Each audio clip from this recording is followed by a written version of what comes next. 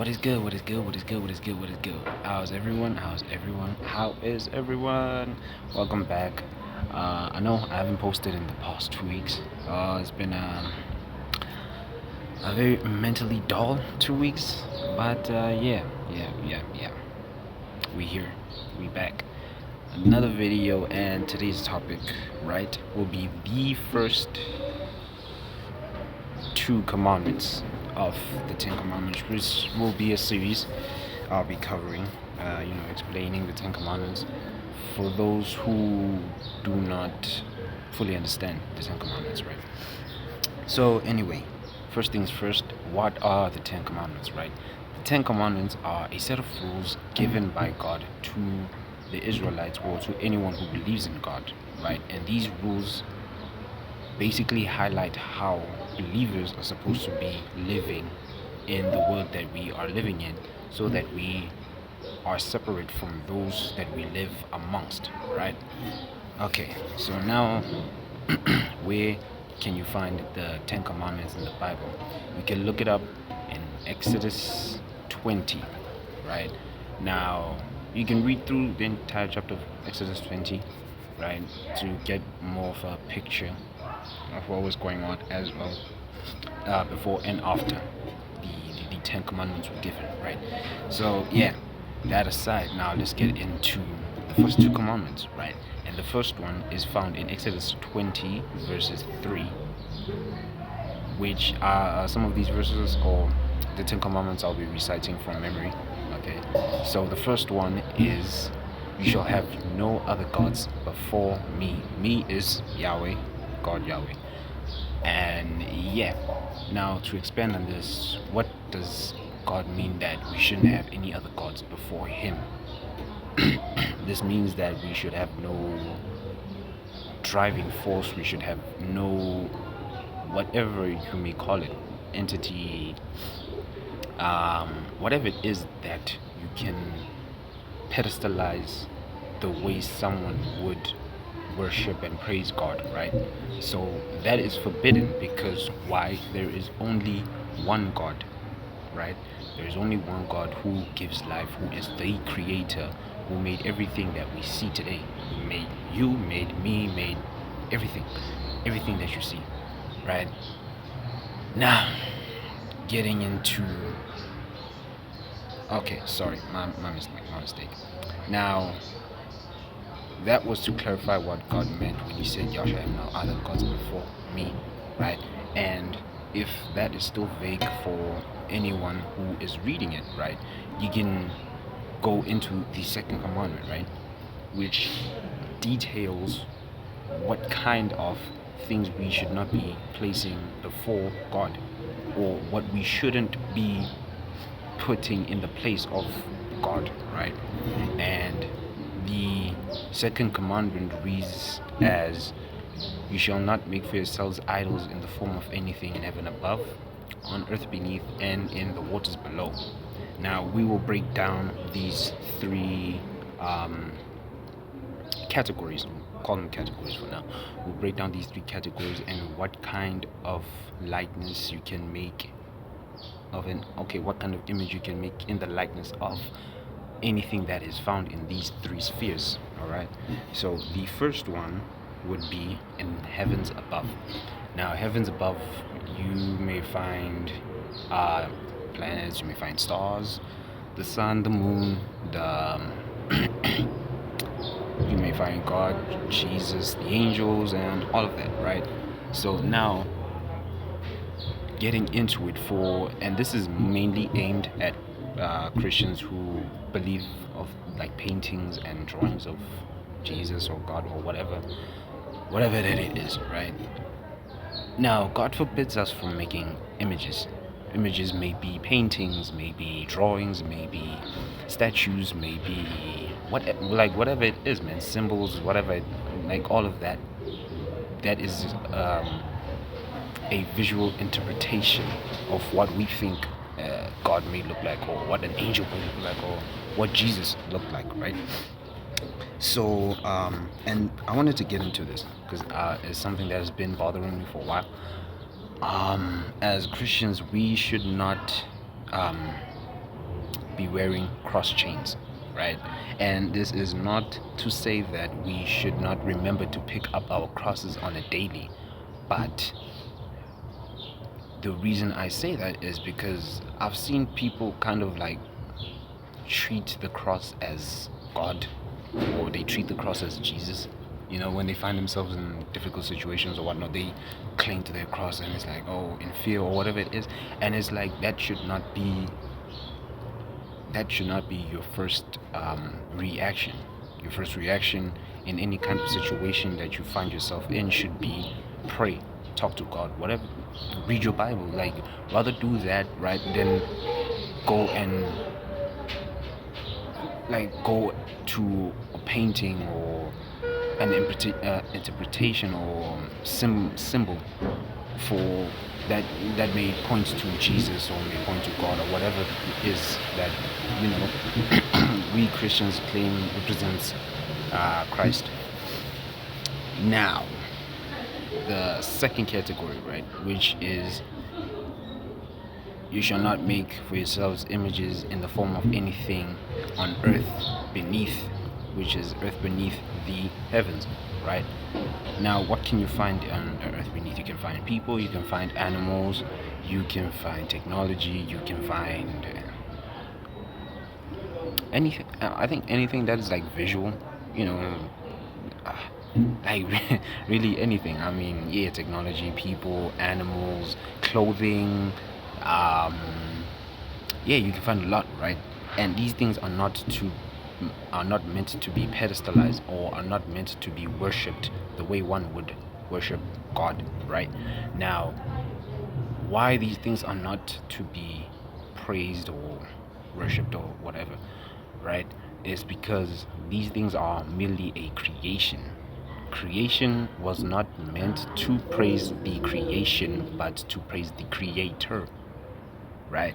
Man cannot praise a phone. You cannot treat a phone as God, because a phone is only dependent on if you use it or if you purchase it, right? God is not God is not dependent on us. We are dependent on God. That's one of the criterias that God meets, right? That is one of the criteria. So if anything is a statue, a created by human hands, it cannot be God. It should not be praised as God. And this comes in with statues and all of these Christian these crosses that you find people wearing, and all, like that all just ties into the earth beneath as well, right? Now, I mentioned it in the category of heaven above, because the cross is a visual representation of the Christian faith, or a representation of Jesus, right? But now we're coming back into the earth beneath, which is the cross is now found. That should not be praised the way you would praise God, right? Right. You should not make paintings of Jesus or angels or God, because of that, right? And this is why people have always found Christianity to be kind of a race thing when it shouldn't be, because we have paintings of Jesus is white, Jesus is black, Jesus is Asian, Jesus is this, Jesus is that. That should not matter. What Jesus looked like does not matter, right? Now, I will understand why some people, well, not necessarily, but to kind of how can I say it?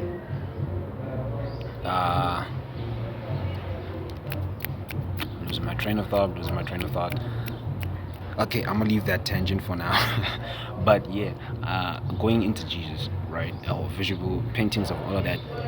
Any kind of painting that you see of the quote-unquote Jesus is not Jesus. That is why each painting looks more different than it does from the other painting. I mean, having a black Jesus is wild. Jesus with dreadlocks, Jesus with Asian eyes. That is, And this is why the Bible does not actually describe what Jesus looked like when he was human, right?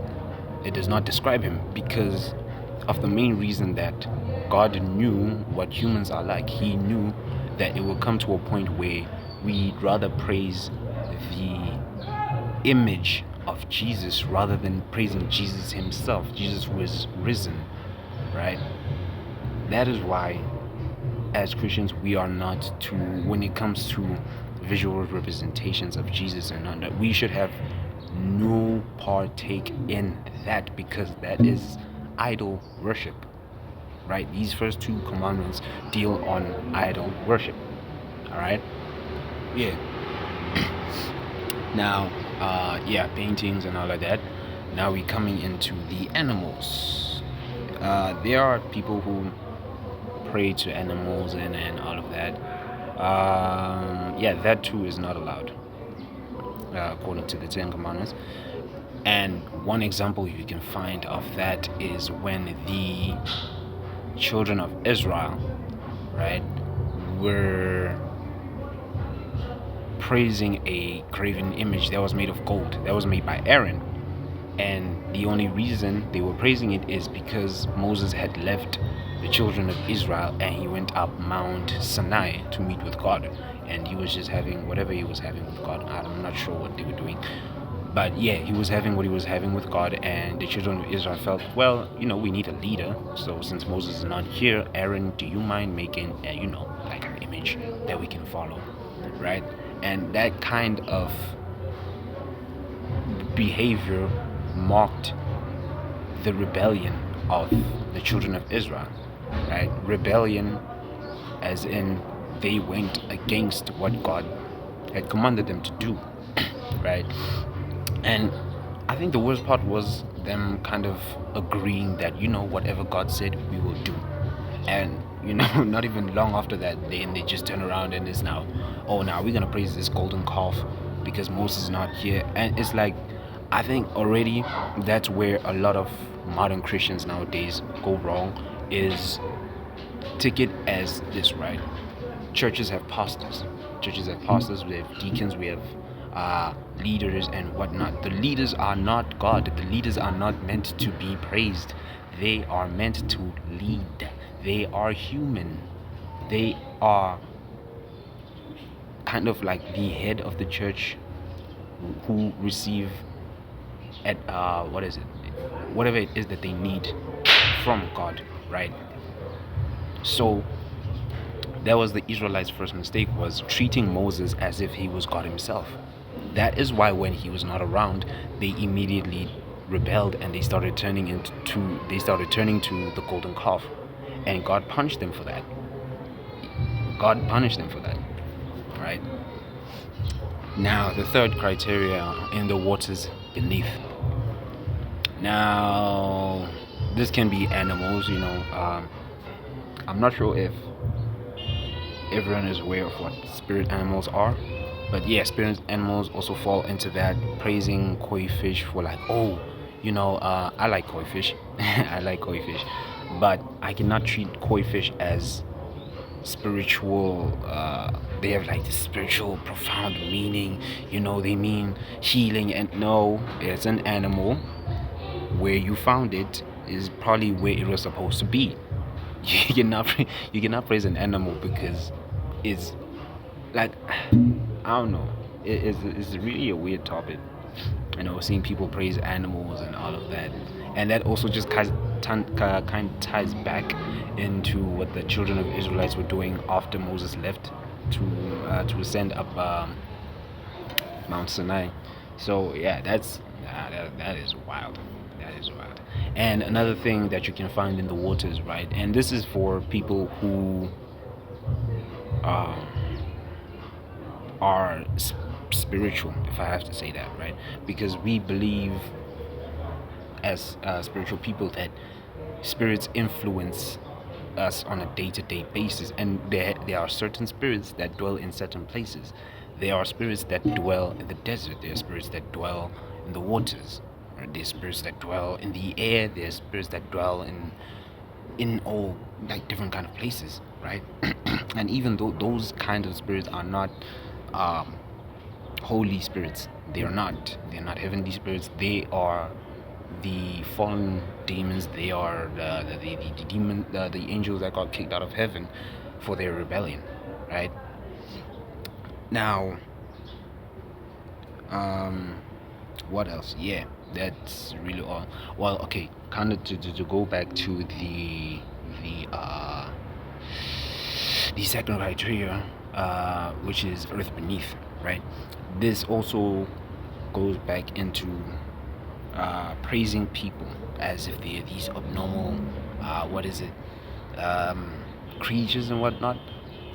A human is a human. Now, um,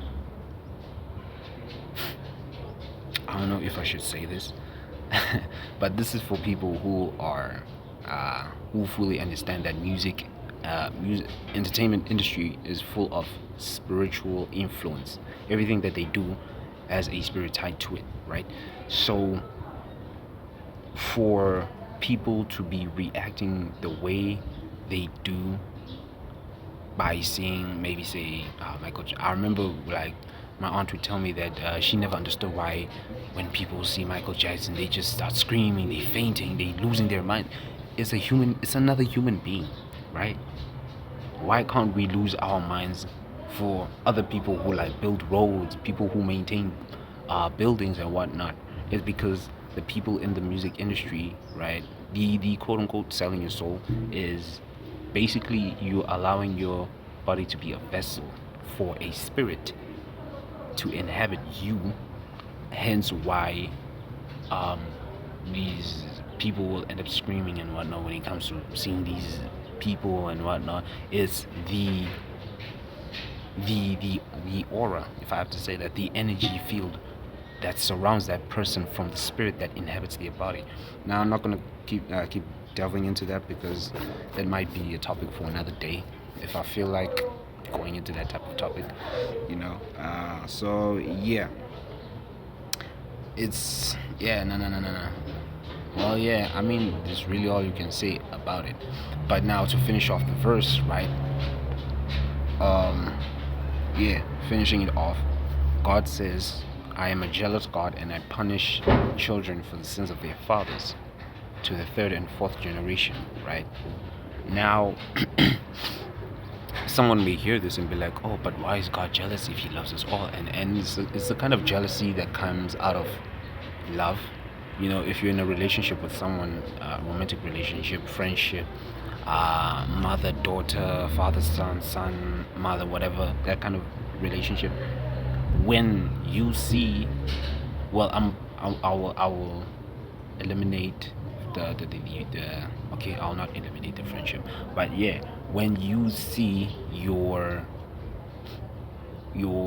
partner, let me say it like that, when you see your partner go and do things that they should be doing with you and they doing it with another person, it's called infidelity, right? Now, when you're praising other gods, that is called spiritual fornication, because why? You are dabbling and dabbling with things that you're not supposed to be dabbling and dabbling with.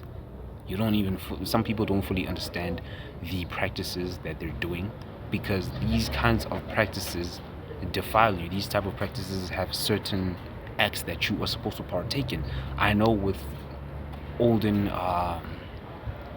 Baal worshippers and the whatever gods and goddesses that these people were praising, some of them would have temple prostitutes, right?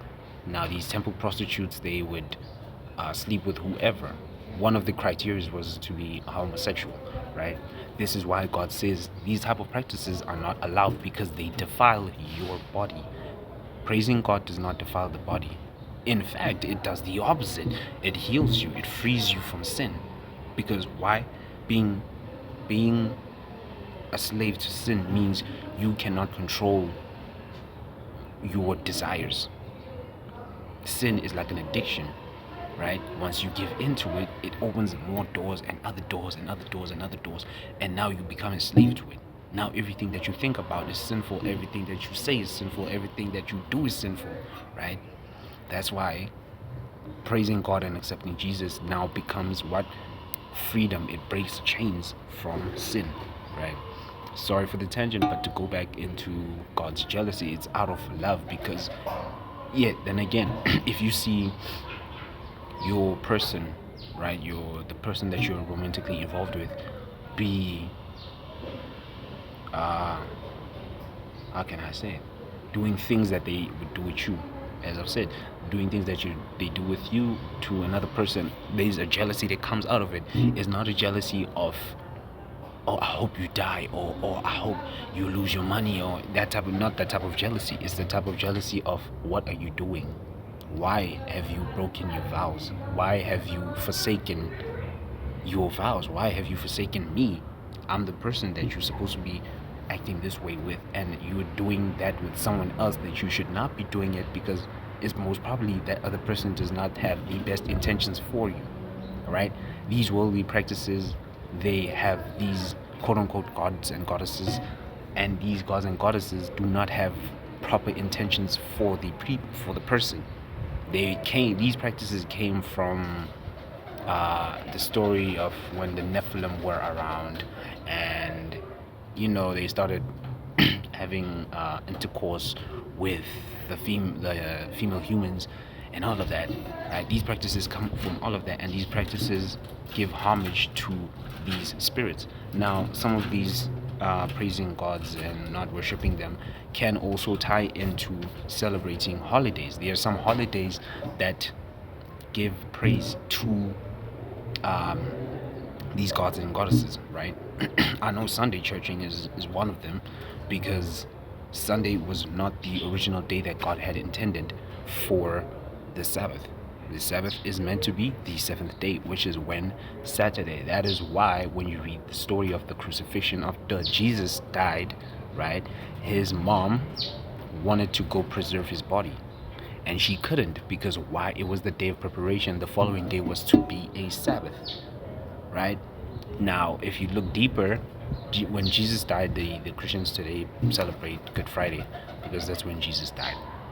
I don't know why y'all celebrate that, but you guys should stop. But anyway, where was that? Jesus died on a Friday, which is Good Friday, right?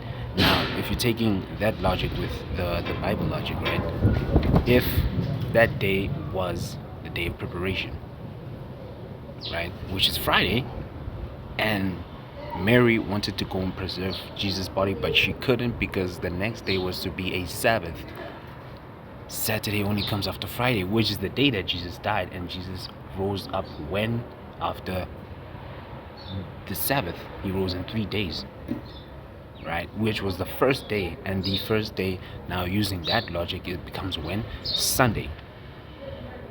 That is why, okay, that's gonna be I'll just be jumping into the fourth commandment, so I'll stop there. But yeah, I mean, that's honestly all that I have to say for these first two commandments.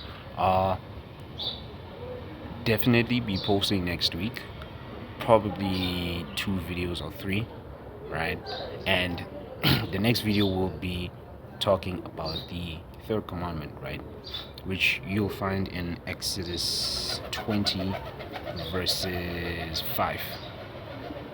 That will definitely read into it. But I hope this video was informative. I hope you've learned something, because there's always something to learn when it comes to the Bible, and when it comes to God, there's always something to find out. There's always something to know that you did not know, right? So yeah, I hope you guys enjoyed this video. Give a thumbs up, comment, like, share, subscribe for more videos if you like these type of videos, and I'll see you in the next video. Peace out.